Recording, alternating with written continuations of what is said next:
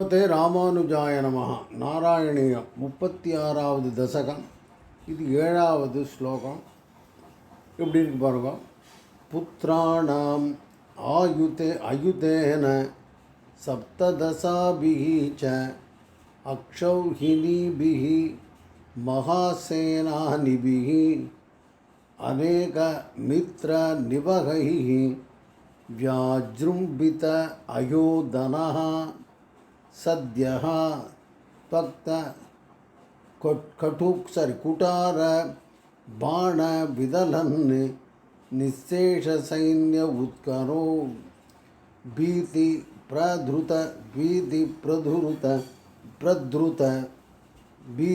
प्रधृत नष्टशिष्टतनयः त्वाम् आपतत् ये हयः पुत्राणाम् अयुतेन सप्तदशाभिः च अक्षौहिणीभिः महासेनानिभिः अनेकमित्रनिवहैः व्याजृम्भित अयोधनः सद्यः त्वक्क कुटारबाणविदलन् निःशेष सैन्य उत्करो भीति प्रधृत नष्टशिष्टतनयः त्वाम् आपतत् ஏகயः. கார்த்தவீர்யார்ஜுனன் தனது அயுதேன புத்திராணாம் 10,000 பிள்ளைகளோடும் சப்ததசபிஹி அக்ஷௌஹிணீபிஹி ச 17 யானை தேர் குதிரை காலாட்படைகளோடும் கூடிய இந்த அக்ஷௌஹினி அப்படின்னா ரெஜிமெண்ட்டுன்னு அர்த்தம். தமிழில் இப்போ நல்லா புரியும் நமக்கு. ரெஜிமெண்ட்டுன்னு அர்த்தம். அதில் இவ்வளவு யானைப்படை இருக்கணும், குதிரைப்படை இருக்கணும், காலாட்படை இருக்கணும்னு அப்படி ஒரு நம்பர் இருக்குது. ஒவ்வொன்றிலையும் இப்படி இருக்கும். இது மாதிரி 17 அக்ஷௌஹினிபிகி இவைகளோடு கூட மகா சேனானிபிகி பெரும் சேனையோடும் அநேக மித்ர நிவகை மிக பல நண்பர்களோடும் வியாஜிம்ரித பயங்கர அயோதனகா யுத்தம் செய்தான். அன்னார்து கார்த்தவீர்யார்ஜுனன் தனது 10,000 பிள்ளைகளோடும் 17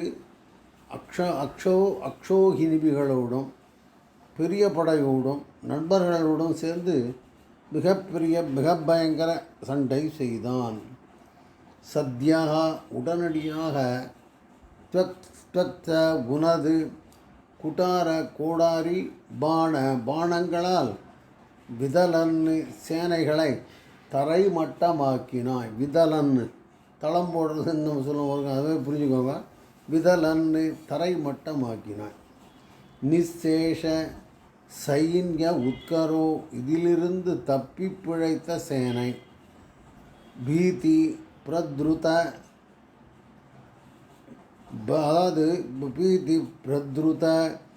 பயத்தில் ஓடி ஒளிந்து உயிர் தப்பிய பிள்ளைகளோடும்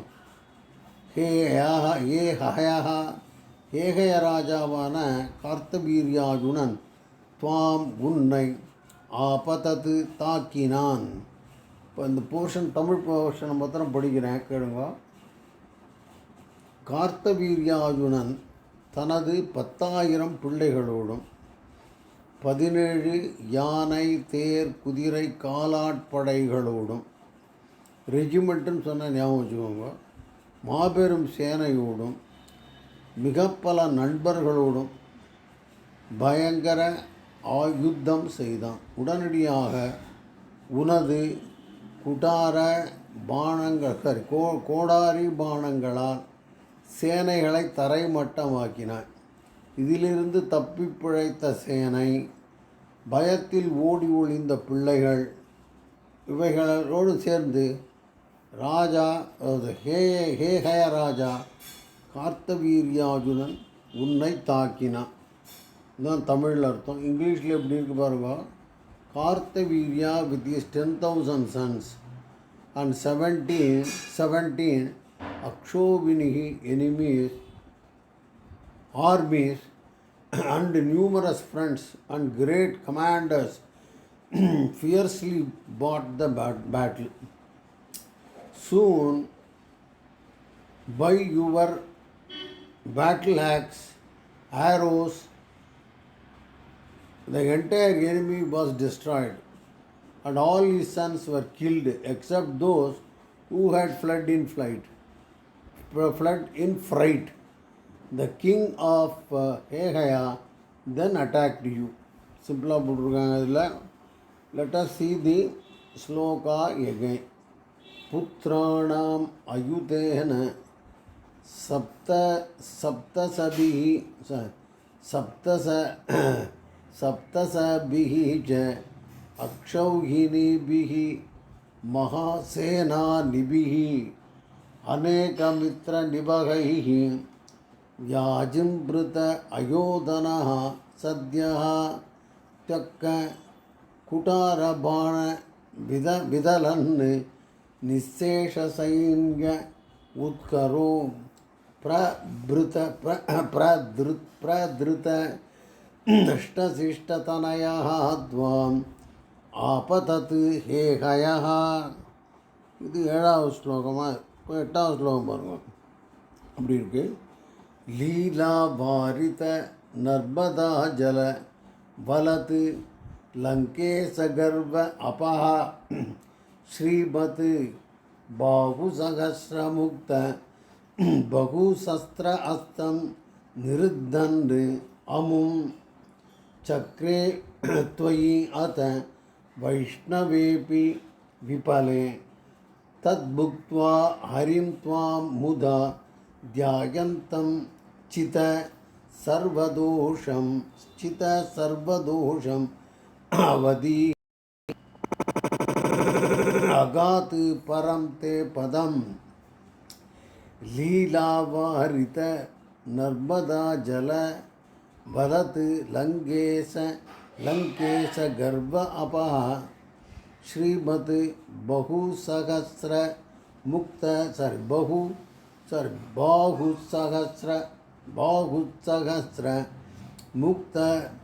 बहुशस्त्रास्त्रं निरुद्धन् अमुं चक्रे त्वयि अत वैष्णवेऽपि विपले तद्भुक्त्वा हरिं त्वां मुदा ध्यायन्तं चित सर्वदोषान् अवधीः सौ अगात् परं ते பதம். இப்படி போகணும். ஒரு சமயம் கார்த்தவீர்யார்ஜுனன் நர்மதை நதியின் ஜலத்தை லீலா தனது 1000 கரங்களால் சாமர்த்தியமாக வாரித்த தடுத்து நதியில் தியானத்தில் இருந்த லங்கேஸ்வரன் ராவணனை பலத்து நீரில் மூழ்கடித்து கர்வ அபக அவனுடைய கர்வத்தை அடக்கினான். அர்த்தமானது உங்களுக்கு? நர்மதா நதியில் கரையில் தான் உட்காந்து ராவணன் ஒரு தபம் பண்ணி கொண்டிருந்தான். அப்பொழுது நர்மதா நதியை தன்னுடைய 1000 கைகளால் தடுத்து அது வெள்ளமாக பிரவகித்து ராவணனை மூழ்கடித்தது. தன்னுடைய கர்வத்தை இழந்தான் ராவணன். அப்படிங்கிறது தான் இந்த போர்ஷன். ஸ்ரீயப்பதியே சிமப்பதியே பாகு சகஸ்ர விமுக்த தனது 1000 கைகளிலிருந்து ஏவப்பட்ட பகுசஸ்திர அஸ்திரம்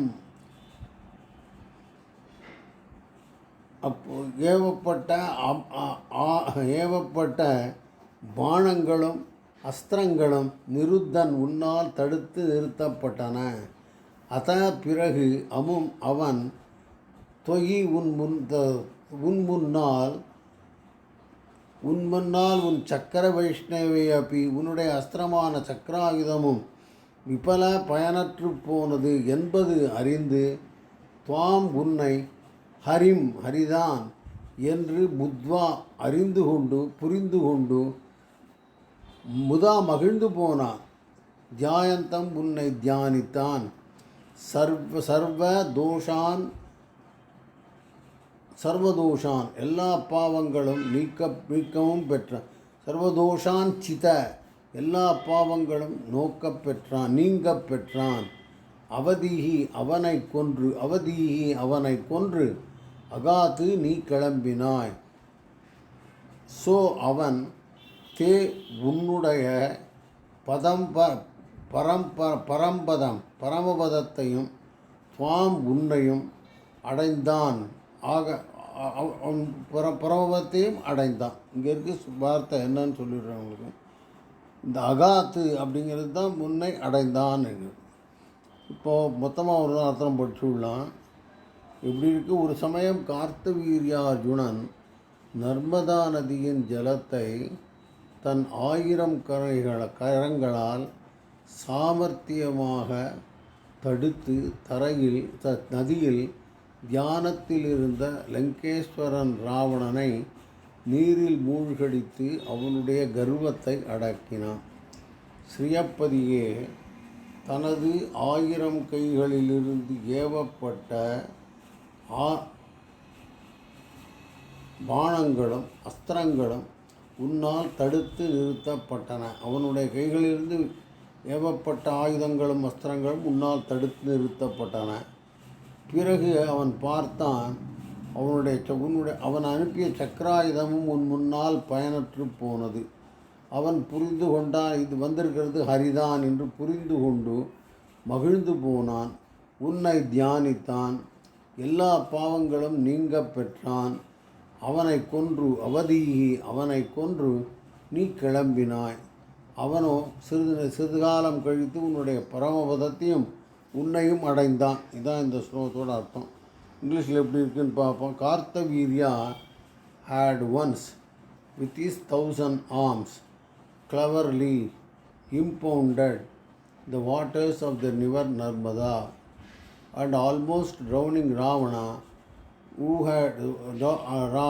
had destroyed his pride, who was meditating on the banks downstream. That Kartavirya yielded various weapons with those 1000 arms, and finding the Vaishnava discus also powerless against you, knew you to be Hari, and with joy meditated upon you. Then whose sins are purified and was killed by you, and he went to your supreme abode. இதுதான் இந்த ஸ்லோகம். பாருங்க எப்படி இருக்குன்னு. ஸ்லோகத்தை உத்தரம் பார்த்துடுறோம்.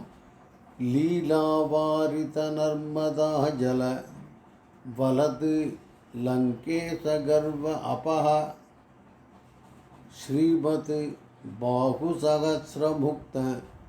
பகுசஸ்திர அஸ்திரம்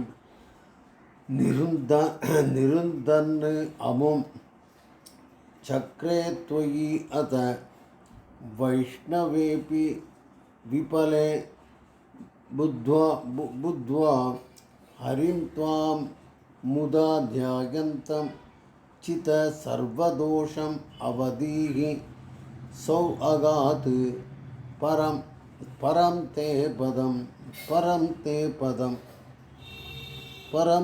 पदं श्रीमते रामानुजाय नमः.